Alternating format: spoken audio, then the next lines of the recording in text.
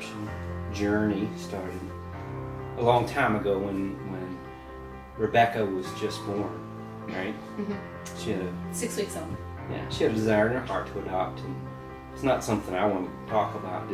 I wasn't sure I could even be a father to biological children, much less bring in other children. And there's always the question of, will you love them the same, and things like that. And so she would bring me articles and read stories and things. The Above Rubies was the name of it, and I tucked it away neatly in my shelf, and I never read it because my heart was closed to that.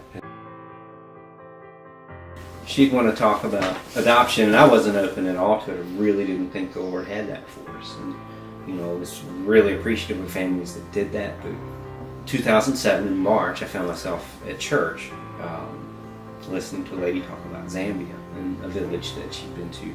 And the Lord just really impressed upon my heart that I needed to go. And I didn't know what I would do, but I needed to go. While there, discovered these kids that wasn't on TV anymore, and they could laugh and cry, they had dreams, and they were real. And one in particular, a little girl named Salita, kind of captured my heart. In fact, I sent a message to Chrissy that this little girl's captured my heart, and that's all I told her, and sent the picture. And at that time, if I could have brought her home, I would have. And so we started to talk after that. We looked at different programs, and we decided on Ethiopia. We thought domestic and different things, but we really thought God was pulling us toward Africa. And then we got a picture. We started in January. We got a picture shortly after that of this little guy, Ebenezer, and so he was a little bit older than our parameters had. So we talked to the kids and I talked to them individually and as a family about what adoption would mean.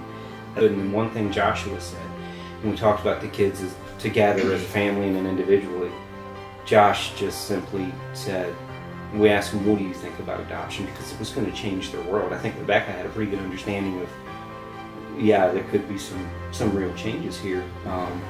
But Josh's simple statement was, well, every kid should have a home, so why wouldn't you?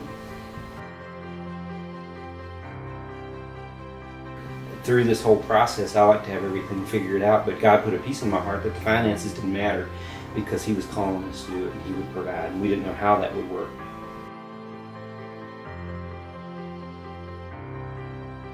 I had a desire to adopt again, and Greg just said, no, you're nuts in the beginning, and just again, I just kept going to him and sending him pictures, and the Haiti earthquake happened about that time, and just things like that just really make you aware of what's important and what you can do without, and what the real meaning of serving God is and love. And so we started that process again.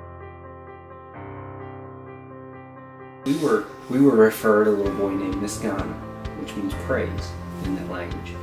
And we were prepared to travel. I think it was like 5 days before travel. We were supposed to leave Friday and it was Monday. I was at work and got a call.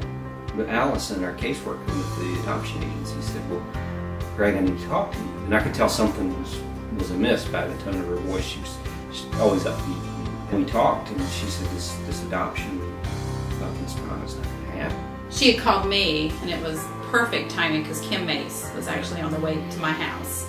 And so, I literally had just got the call, and Kim's walking up the walk. So I'm a mess, crying. And at first, it was just, this is too hard, I'm done. I'm not doing this anymore, can't take it. And we just started praying, and God just spoke to me and said, what is this about? Right. Is this about you wanting a baby, or is this about a child that needs a home? And if it's about a child needing a home, then there's plenty of children that still need a home.